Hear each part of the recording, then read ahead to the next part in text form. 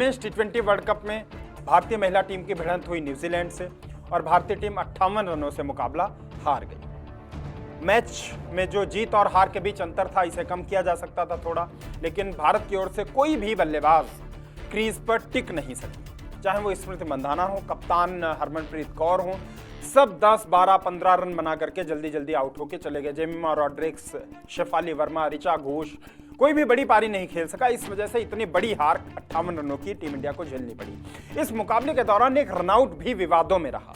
वो रनआउट क्या था, चलिए आपको विस्तार से बताते हैं। दरअसल जब भारतीय टीम बॉलिंग कर रही थी, 14वां ओवर दीप्ति शर्मा ने किया और इस ओवर की आखिरी गेंद पर रन लेने के प्रयास में न्यूजीलैंड की अमेलिया केर रनआउट हो गई।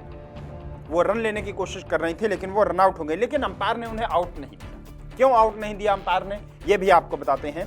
14वें ओवर की आखिरी गेंद पर अमेलिया ने, जो बल्लेबाज थी, उन्होंने लॉन्ग ऑफ की ओर शॉट खेला और 1 रन के लिए वो नॉन स्ट्राइक पर आ गई।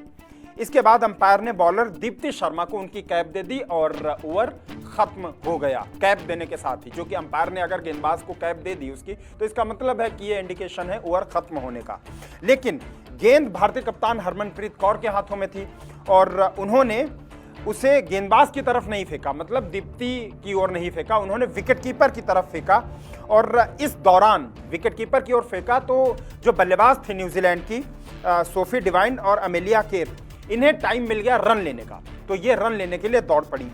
लेकिन न्यूजीलैंड की जो प्लेयर्स थी वो क्रीज में पहुंच पाते तब तक विकेटकीपर ने उन्हें रनआउट कर दिया और अमेलिया केर रनआउट हो गई।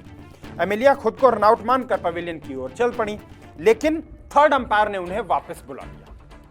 तो इस पर भारतीय कप्तान जो थे हरमनप्रीत कौर, वो भी थोड़ा भड़क गई, खिलाड़ी भी भड़क गए कि आखिर ऐसा क्यों है। वो रनआउट थी तो रनआउट देना चाहिए था, वो क्रीज में नहीं पहुंची थी।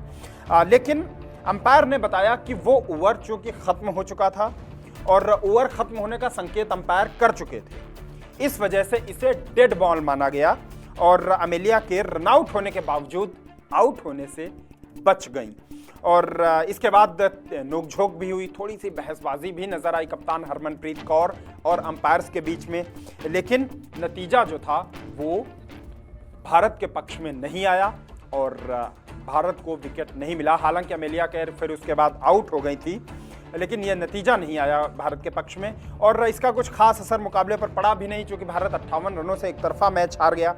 और अगर हम नियमों की बात करें, नियम क्या कहते हैं, तो ज़रा आपको नियम बता देते हैं इसके बारे में क्या हैं।